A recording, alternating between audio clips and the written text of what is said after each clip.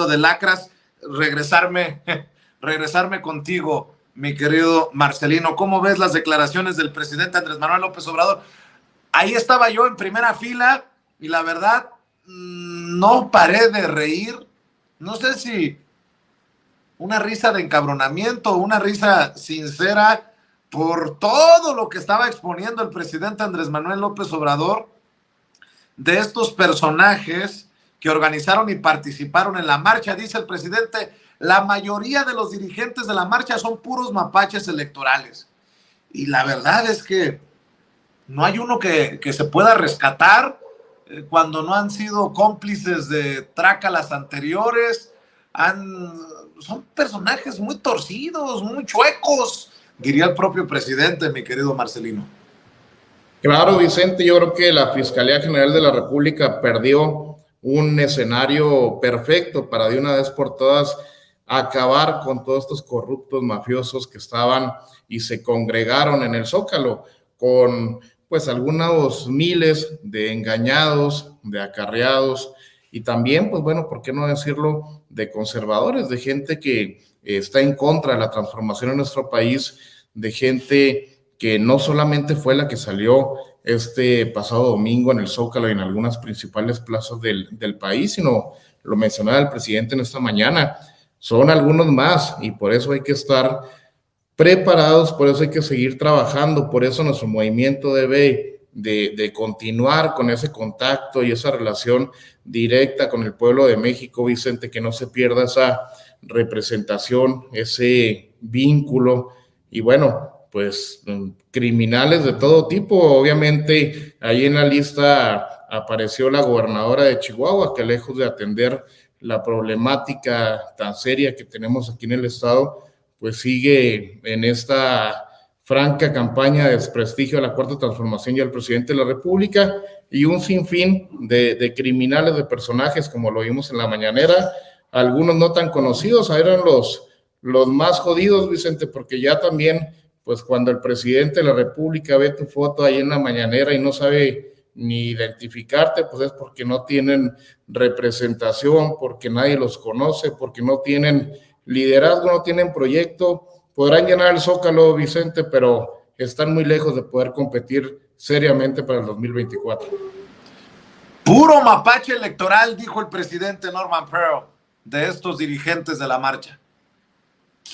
Bueno, yo desde hace algunos días venía hablando acerca de esta marcha y la marcha no presentaba realmente un perfil ciudadano, ¿no? Sus máximos convocantes, imagínate, sus máximos convocantes eran Felipe Calderón. ¿Qué tipo de representatividad puedes tener cuando los tipos están siendo juzgados en los Estados Unidos o han sido juzgados en los Estados Unidos como narcogobiernos? Ellos encabezaron 2 narcogobiernos. Es decir, ¿cómo es posible que tengan el impacto que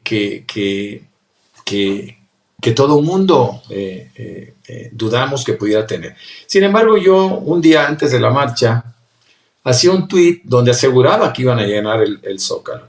Es decir, ellos dividieron al país y establecieron que había 80, 90, 100 plazas, así le llamaron, acostumbrados al término narco, de plazas, pero sabían perfectamente bien que la plaza más importante era la Ciudad de México, y yo aseguré que lo iban a llenar.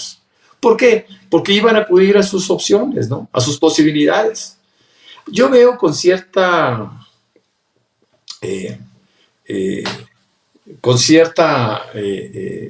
suspicacia cuando la misma gente de Morena dice, bueno, pues sí llenaron y sí tenían gente suficiente para hacerlo. No, yo creo que yo soy bastante más reacio a aceptar la espontánea participación de esta población. Por supuesto que hay un grupo de personas que fueron convencidas a través de máximas o de frases, como en su momento fue López Obrador, peligro para México. De la misma forma, un propagandista profesional, como es este judío nazi, Al-Arraqui, pues se planteó la posibilidad de inventarse dos frases que fueron impactantes, como el INE no se toca, yo defiendo al INE, cosas de ese tipo, que además estaban fuera de contexto, porque ya la reforma electoral había sido rechazada por esa minoría dentro de las cámaras, y al mismo tiempo, pues solamente quedaba el plan B, ¿no?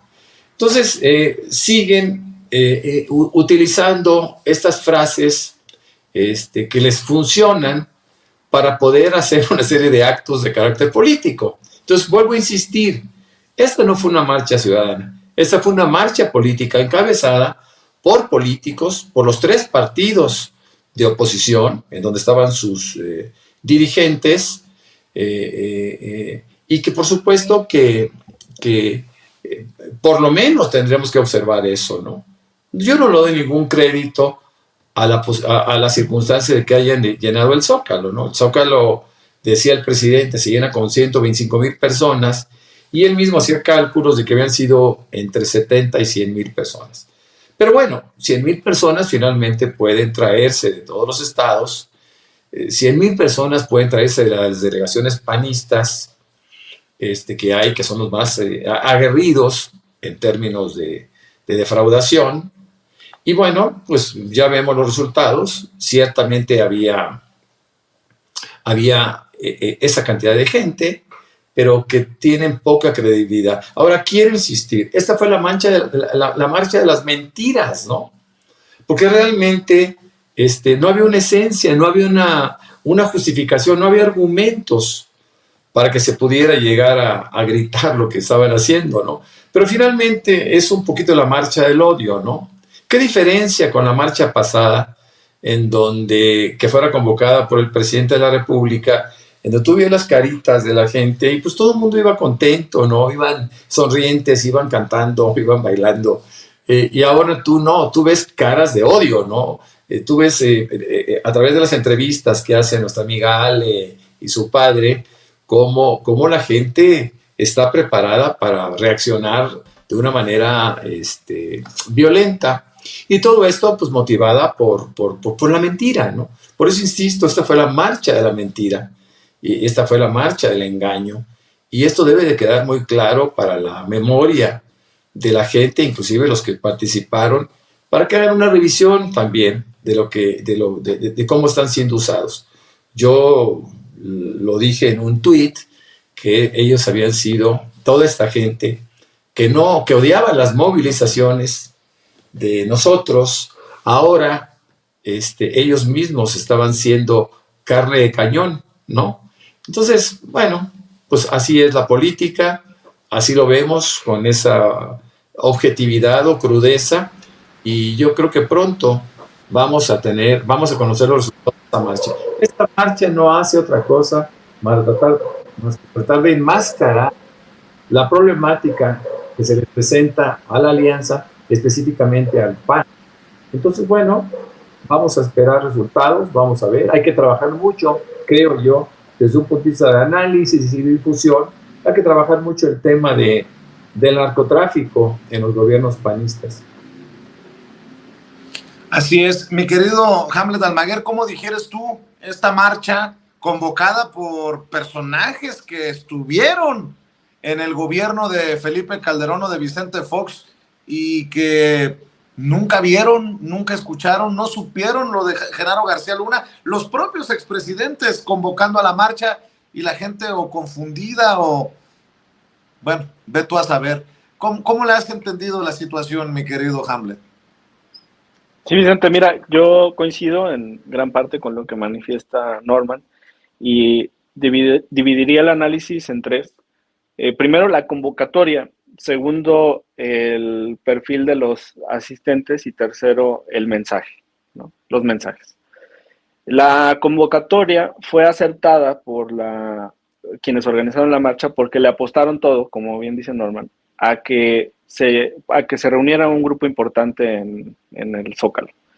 Esto implicó sacrificar la capacidad de movilización en las entidades federativas. Por ahí tomé una fotografía de una nota de Mural, que es la filial de Reforma en Guadalajara. La plaza más importante de Guadalajara es la Plaza de la Liberación. La superficie total son 10,000 metros, pero en realidad como tiene muchas fuentes y árboles y demás, se puede utilizar unos 7,000 metros. Y eso, bueno, pues implica que podrían estar presentes ahí unas 10,000 personas si la plaza estuviera atiborrada. No llenaron la Plaza de la Liberación. De hecho, hay fotografías de mural que señalan que a las 12 del día había poca gente, después ya llegaron otros contingentes a reforzarla porque se estaban viendo muy mal. No llenaron, por ejemplo, la Macroplaza de Monterrey, solamente la parte que está de frente al Palacio de Gobierno del Estado, pero ahí mismo está el Poder Judicial, está oficinas del Congreso y no llenaron toda la Macroplaza. Ocurrió lo mismo en otras entidades, vi fotografías de la concentración en Cancún y fue muy pobre. Y seguramente hay otros ejemplos en las entidades. ¿Qué ocurrió con quienes asistieron? Yo creo que tienen 3 perfiles. Uno es un grupo conservador, como dice Marcelino acertadamente. Otros son movilizados políticamente por los alcaldes de oposición en la ciudad, de municipios metropolitanos. Y el tercero son personas que llegaron de todo el país, más los líderes partidistas con sus estructuras. De ahí la importancia, Vicente, de recuperar las alcaldías en la ciudad. El fin de semana estuvimos en Campeche y en Yucatán hablando de la reforma del Plan B. Y tuve la oportunidad de platicar con la gobernadora Laida. Me regaló parte de su tiempo. Y me contaba sobre cómo se había generado la decisión para que ella compitiera por la alcaldía Álvaro Obregón. Y creo que en el 2024 tenemos que hacer eso, Vicente. Mandar a perfiles de primera línea que estén incluso sobrados para poder ganar las alcaldías de la Ciudad de México. Recordemos lo que ocurrió en las elecciones intermedias del 2015. Pues los alcaldes, por ejemplo, de Morena, que eran pocos, pues era la jefa de gobierno Claudia Sheinbaum, el presidente de el líder de la fracción de Morena en el Senado, Monreal. No lo digo respecto de su actuación actual, que todos ustedes saben mi posición y el público también. No, lo digo sobre el peso de los perfiles. Entonces, para el 24, a todas las alcaldías de la ciudad, pero particularmente a las 9, que en este momento están en manos de la oposición, hay que mandar a perfiles de primera línea, o sea, exgobernadores, secretarios de Estado, gente con el peso político, la experiencia y la trayectoria suficiente para que la ciudadanía pueda reforzar esa confianza en ellos y ganemos 16 de 16 en la Ciudad de México. Luego, sobre el mensaje, dos partes muy importantes. Primero, pues las arengas, ¿no? De Belanzarán, exdiputado del PRD, que siempre se para de puntitas, ¿no? Para sus comentarios. Lo volvió a hacer. No, es en serio, me olvidé. De un secretario técnico en el Senado, el más joven de los que participaban, que siempre ha estado en el PAN, nada más que ahora se puso una playera rosa. Y después ya en los discursos, 2. El de la exdiputada del PRI, Beatriz Pajes, quien modificó el móvil supuestamente ciudadano y lo partidizó y politizó cuando convocó a llenar las urnas para 2024 por la opción política de la oposición. Y lo hizo clara y directamente. Y eso nos va a dar pie también para enfilar queja por tema de fiscalización, a ver qué gastaron los partidos políticos de oposición en esa movilización, y hoy se anunció también aquí en el INE. Y finalmente el discurso de Cosío. Es la primera vez, Vicente, en que el representante o un representante de la oposición, de quienes rechazan el Plan B, expresan públicamente la posibilidad de que la Suprema Corte declare parcialmente inconstitucional la reforma. Y fíjate quién lo está diciendo. El exministro de la Corte, que no solamente fue ministro de la Corte, no, él es el abogado y representante de los partidos de oposición, ellos son sus clientes. Y ese discurso va incluido en la factura por la prestación de sus servicios, pero que ya esté consintiendo, que es probable, que no toda la reforma, sino que una parte de la reforma sea declarada inconstitucional, nos dice cómo está midiendo la oposición el siguiente capítulo que se va a disputar en la Corte. Por supuesto, nuestra postura es distinta, ¿no? Nuestra postura es el Plan B, la reforma, es constitucional y habrá ciertos artículos en los que la Corte tenga que sopesar y privilegiar uno u otro argumento, Vicente. Muy bien, para cerrar.